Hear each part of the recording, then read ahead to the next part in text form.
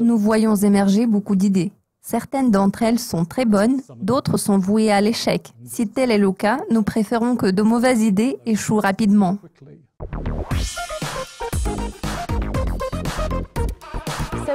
Bonjour Toby. En tant que directeur financier de The Economist, vous êtes responsable du pôle tirage. Alors comment le secteur financier a-t-il influencé la stratégie de The Economist en matière de tirage ? Si nous analysons l'activité des maisons d'édition, nous verrons que l'évolution de ce marché a été principalement tirée par un seul secteur. Ce marché a subi de profonds changements au cours des 5 dernières années. Auparavant, le modèle d'entreprise était tout simple. Il était principalement axé sur les revenus publicitaires. Bien sûr, nous tenions compte du tirage, mais c'était l'activité publicitaire qui constituait l'élément clé de l'équation. Cette formule a connu d'incroyables changements à cause de la numérisation. Le montant des dépenses a également changé. Le budget est devenu plus fragmenté. Les gens dépensent dans différents domaines. Cela a eu une incidence directe sur nos revenus publicitaires. En même temps, en ce qui concerne le tirage, nous nous focalisons sur des gens curieux qui s'intéressent à un journalisme de qualité. Il se trouve un grand nombre de personnes qui s'intéressent à ce genre de produits. C'est ici que les experts financiers entrent en jeu. Une analyse financière nous permet de calculer la rentabilité. Elle contribue à générer des profits grâce au tirage. Notre équipe d'experts en finance est dotée des compétences nécessaires pour analyser les différents moteurs de ce marché. Il existe une multitude de moteurs. Nous devons les examiner pour comprendre lesquels d'entre eux pourraient aider nos experts marketing qui privilégient l'innovation à stimuler les ventes. Nous pouvons éliminer les éléments les moins intéressants en termes de valeur et trouver des produits qui soient en mesure de générer une forte valeur ajoutée. Ainsi, nous orientons notre équipe marketing vers l'innovation et l'exploration de nouvelles idées. Nous travaillons ensemble et je pense que cette stratégie s'est révélée très efficace pour stimuler la croissance du tirage. Pourriez-vous décrire les ingrédients d'un partenariat fructueux entre une entreprise et les experts financiers ? Pour vous donner un exemple, je parlerai des pratiques de l'entreprise The Economist. Nos experts marketing sont extrêmement créatifs. Ils adorent générer et tester de nouvelles idées.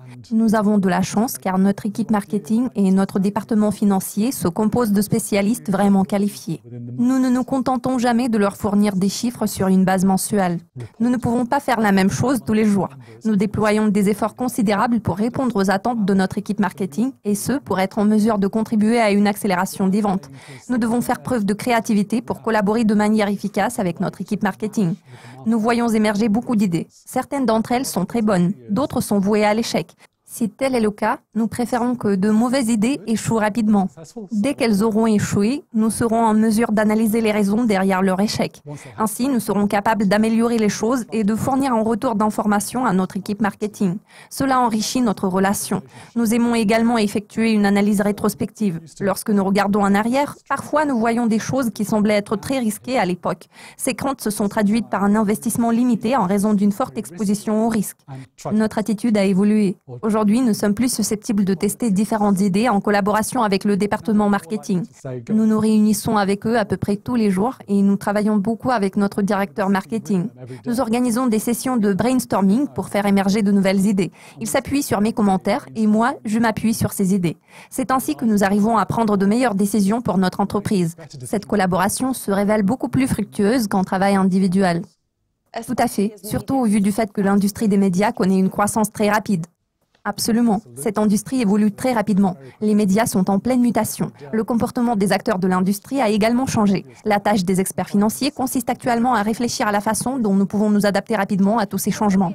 Quels conseils clés pourriez-vous donner à des entreprises et à tous ceux qui regardent cette interview qui voudraient développer leur stratégie de planification et d'analyse financière ?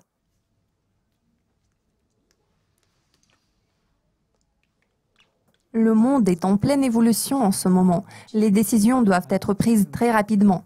Dans la plupart des cas, une analyse approfondie est indispensable pour prendre une décision. La planification et l'analyse financière deviennent un élément crucial du processus de gestion. La société The Economist s'en est rendue compte assez tard. Ce n'est que récemment que nous avons mis en place des départements de planification et d'analyse financière, et c'est ce qui a fait toute la différence. L'impact est vraiment incroyable. Par le passé, nous avions une seule personne qui exerçait toutes les activités relatives à la planification et à l'analyse. Elle s'occupait également de la comptabilité. Cette personne devait faire des prévisions et analyser toutes les données. Auparavant, une seule personne faisait tout ce travail. Maintenant, nous avons une équipe d'experts dotée de différentes compétences. Nous avons un expert dans la mise en place de différents modèles ou un expert de modélisation. Nous avons un autre expert qui fait une analyse en profondeur. Nous avons un expert en matière de traitement de données. Pour résumer, nous avons différents experts qui travaillent en équipe pour assurer une bonne analyse et planification financière. Il faut garder à l'esprit qu'il n'existe pas de solution universelle qui soit applicable à toutes les entreprises. Les gestionnaires doivent accorder une attention particulière à l'activité de planification et d'analyse financière pour réaliser des progrès. Il est à noter que notre communauté de planification et d'analyse s'est agrandie. Nous avons un responsable de l'équipe de planification et d'analyse. Sa tâche consiste à faire en sorte qu'il y ait une communication efficace au sein de cette communauté. Cette personne rencontre des experts issus de différents domaines. D'ailleurs, des représentants de 10 pays ont déjà rejoint notre communauté. Il est à noter que les façons d'établir des prévisions et de prédire les tendances suscitent un grand débat. Certaines des réunions auxquelles j'ai eu la chance d'assister ont été extrêmement instructives. C'est vraiment génial car cela nous aide à réfléchir. Je pense qu'il est important de mettre en place une bonne base de données. C'est vraiment crucial. Les données nous aident à prendre les bonnes décisions pour nos entreprises. En ce qui concerne les investissements de la société The Economist, nous effectuons un examen détaillé des données et nous améliorons en permanence l'efficacité de notre système. Nous avons une équipe spécialisée en intelligence d'affaires. C'est une équipe de classe mondiale. Cela nous aide à développer des outils pour établir des prévisions beaucoup plus précises. Maintenant, nous pouvons dire en toute confiance que nous maîtrisons bien notre avenir économique. Cela pourrait sembler étrange, mais nous avons un plan décennal en termes d'abonnement. Tout le monde dit qu'il est impossible de savoir à quoi ce monde ressemblera dans 10 ans. Je trouve que tous ceux qui le disent ont raison. Nous savons que toutes ces prévisions se révéleront erronées, puisque c'est toujours le cas. Nous devons tirer des conclusions des changements qui se produisent pour rendre nos prévisions plus précises. Cela crée un cercle vertueux. Nous encourageons tout le monde à le développer. Toby, merci beaucoup de nous avoir rejoints dans notre studio à Genève. Nous apprécions beaucoup vos commentaires. Si vous avez apprécié cette interview, n'hésitez pas à cliquer sur j'aime et à laisser vos commentaires sur Dukascopy TV. Merci de votre attention. À la prochaine.